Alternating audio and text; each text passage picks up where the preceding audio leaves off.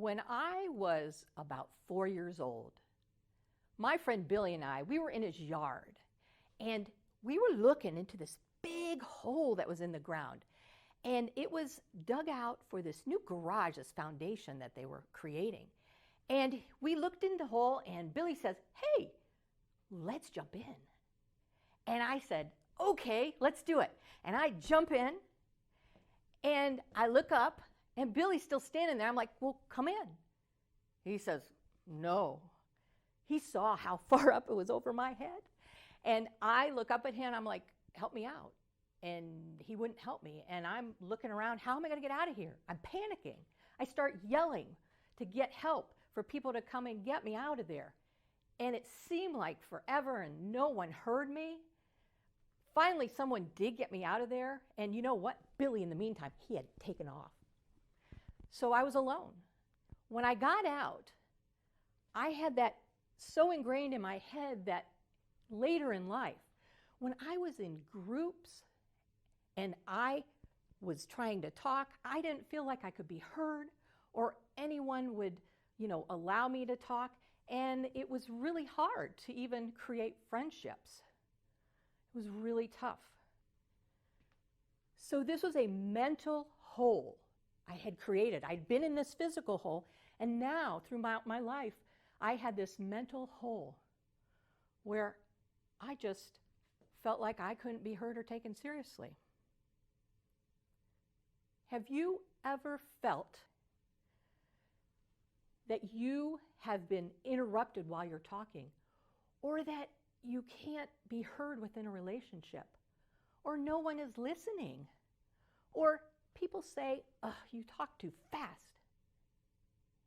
Or do you ever feel like your voice might be too soft and people tell you that and they can't hear you? Or you get lost for words in a group or in a meeting and you just don't know what to say? Or you don't like the sound of your voice and you freeze up when it's your turn to talk? Or have you ever started with a presentation or a message and you've gotten out of breath? And then by the end, you have talked so loud so that hopefully people hear you that now you're hoarse by the time you're done. Well, we can take that away so that you don't have to deal with that anymore.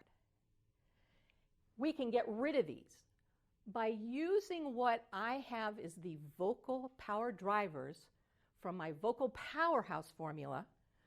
We can make that all go away. Because you have to realize you are an influencer. Your voice is a vocal powerhouse. And the easiest way to make the change is through the sound of your voice. This way you can get what you want in life. You can have deeper relationships. You can be heard. You can be taken seriously. You might even get a raise.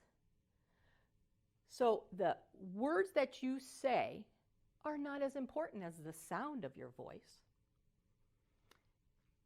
What makes you believable? Is it the words? Is it the emotion? Is it the physicality that is most important when it comes to being believable? Well, in 1971, Dr. Albert Mehrabian, who was a professor emeritus at UCLA, he did some research and he discovered that it is only 7% of your words that counts towards being believable. And that 38% is your emotion, which is vocal tonality, and then 55% physicality. So if we know that words count the least, how are we going to take emotions and physicality and make those be the two things that really make a difference in how you are influencing and how you are being heard? Your level of achievement, happiness, and satisfaction are really directly connected to your ability to communicate. And by changing the sound of your voice, it's going to be the easiest way to do that because you are an influencer. Did you know that there is a musical component to your voice? And you don't have to be a singer, you don't have to know anything musically. to use this, because what I'm going to do is take that musical component and put the music back in your voice so that you are heard and you are taken seriously. Now, I'm a CEO of a music academy, and I have used these methods with my staff and with my teachers because they need these in order for us to get registrations, which equals revenue, and also that to retain our students so that we don't lose them.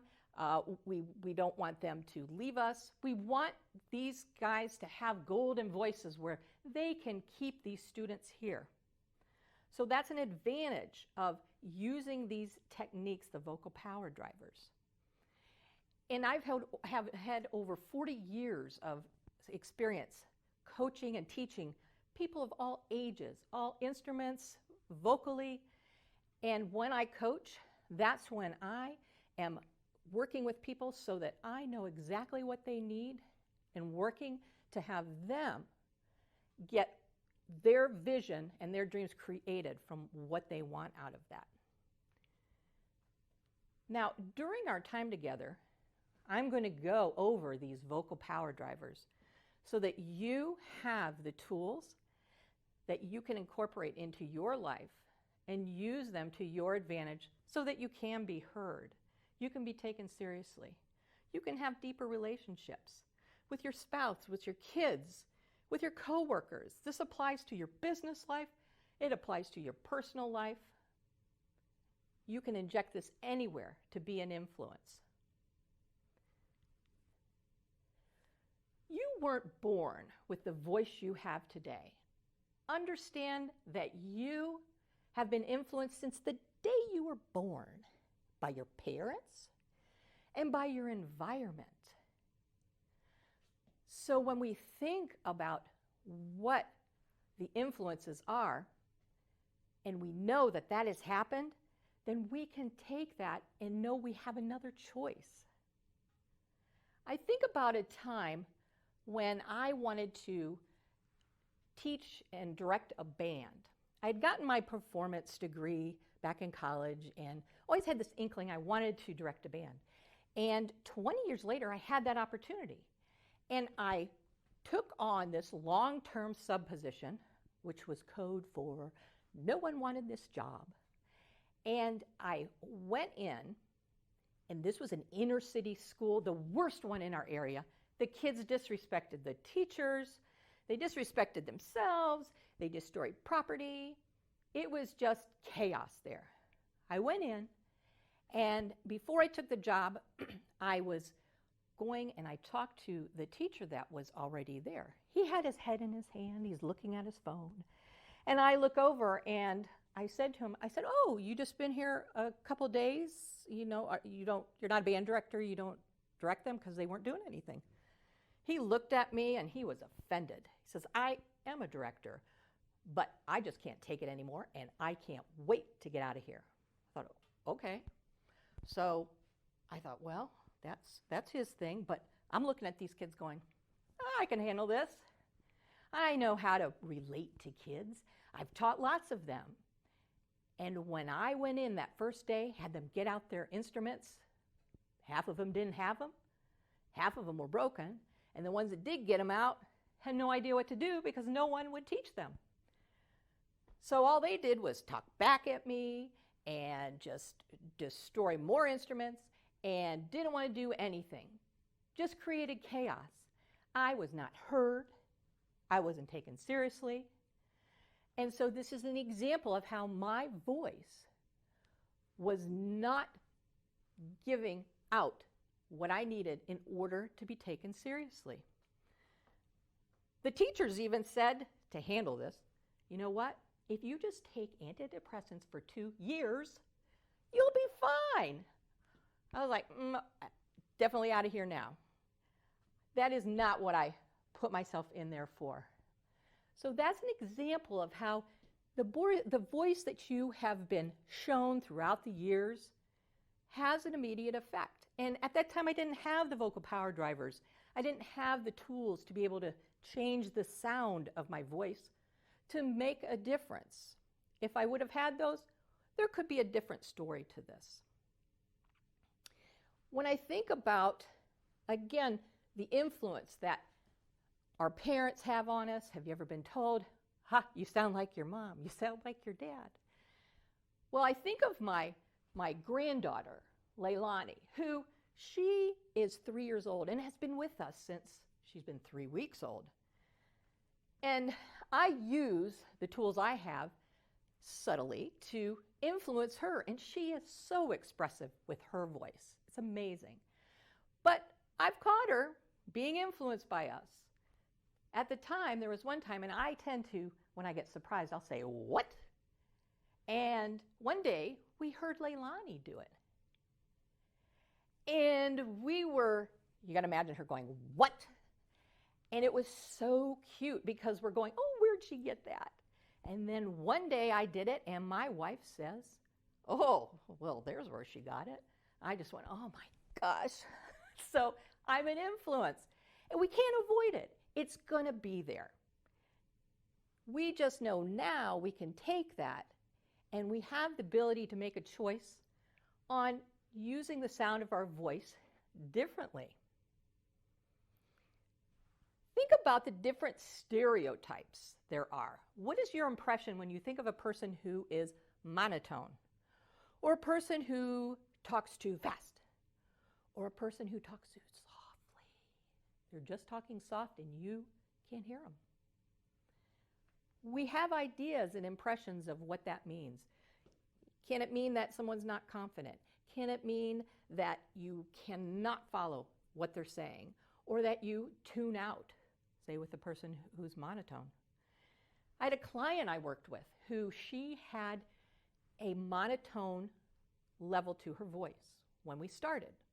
About halfway through, she goes, you know what? I realized that I used to have melody in my voice, and an authority figure, a male, told me to calm down.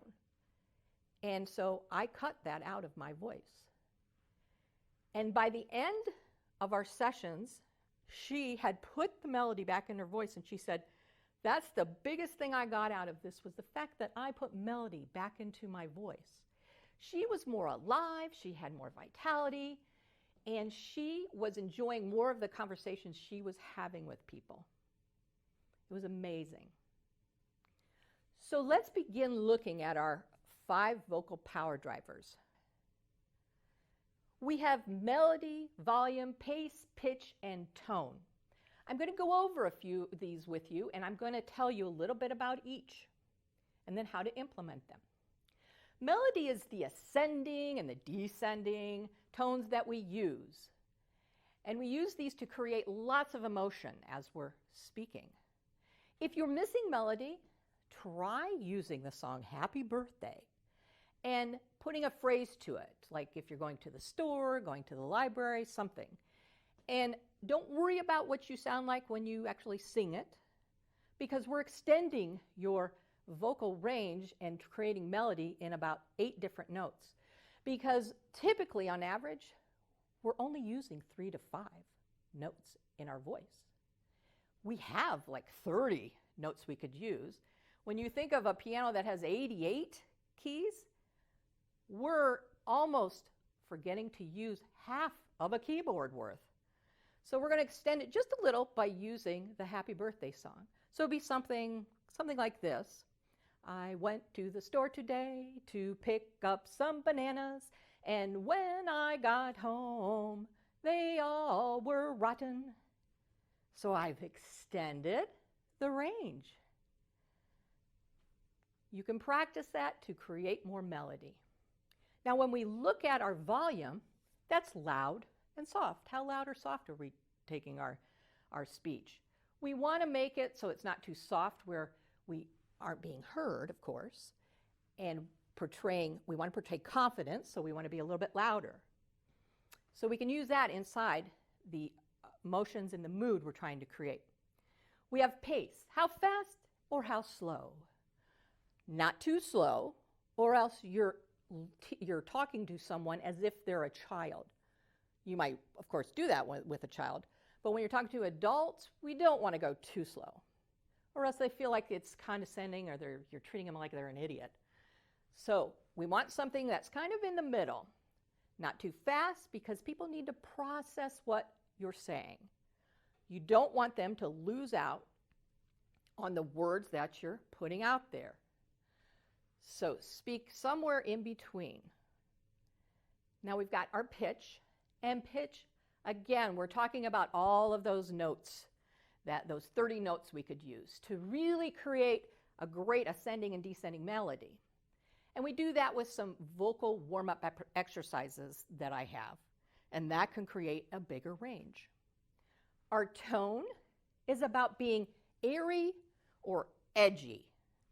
When I'm being edgy, I'm going to do that if I'm the boss who needs to get the team going, or if I'm talking to Leilani and she needs to get it together. If it's a little more airy, then it might be a romantic mood, might be that airy tone. Or even if I'm being grateful about something, there's where it might be airy also. So again, it depends on the mood. So right now what I want to do is take and use these inside of a couple emotions. And there are 4 emotions that we use, say when we're doing a presentation where you need to persuade and get people to want what you have. The 4 emotions are happy, grateful, passion, and confident. And when you use those in this order with the vocal power drivers, you can be an influencer where someone is going to want what you have. We're going to work with 2 of these. We're going to start with happy. Happy, we're going to use volume, pace, and melody as our vocal power drivers.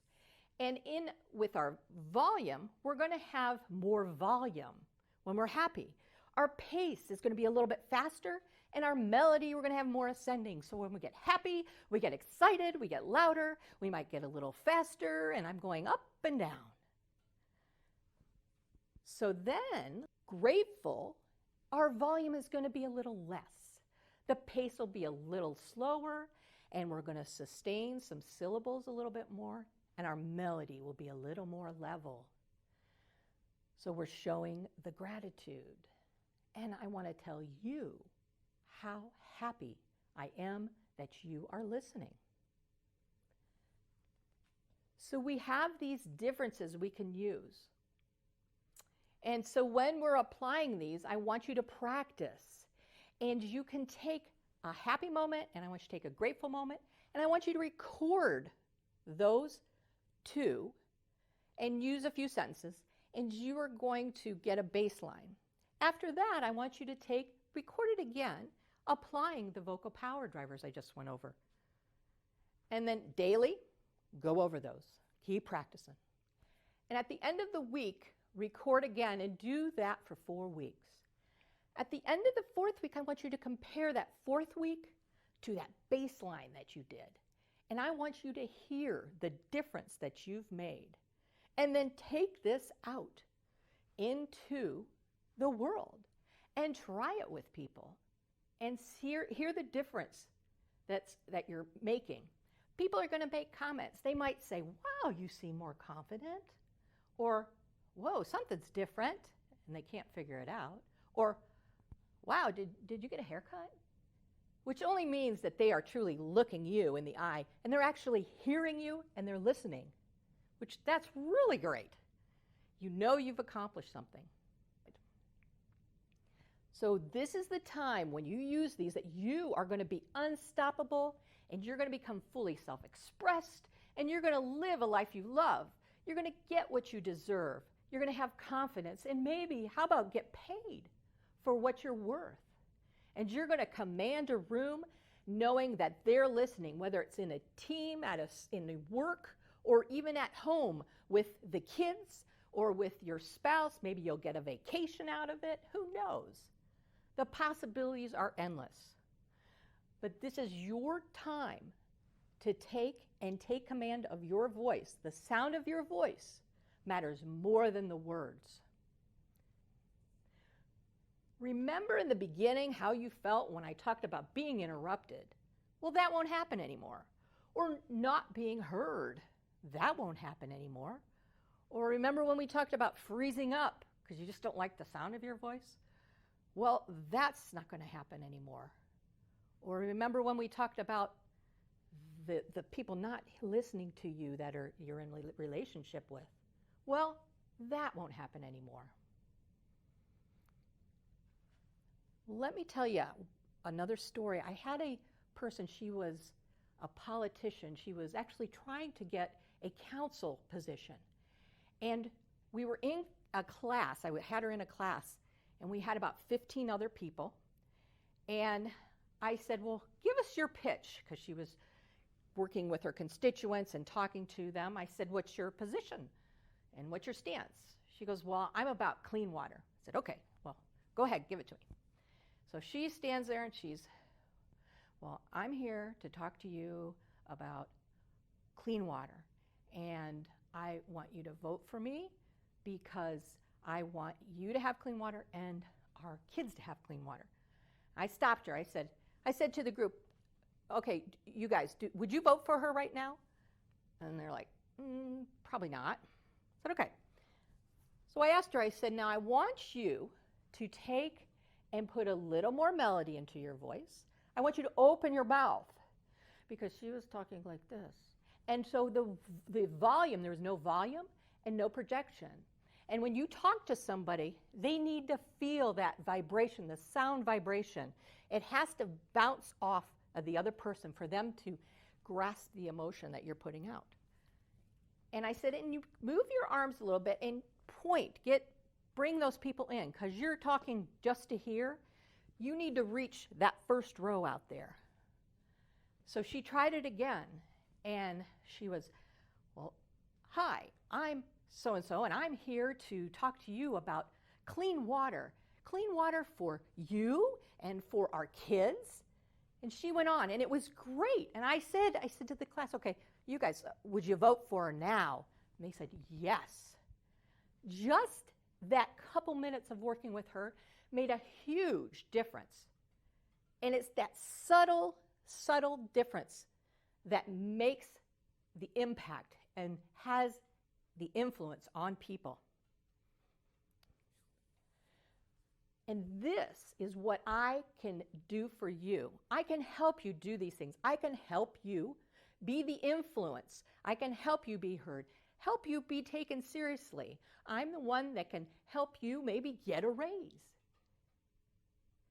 And that's what I want to be for you. You no longer have to be in that mental hole of no one hearing me. Jump out and be heard and be taken seriously and have the dreams that you want. Envision the things you would love to have and be fulfilled in your life and live life fully. The power is in your voice.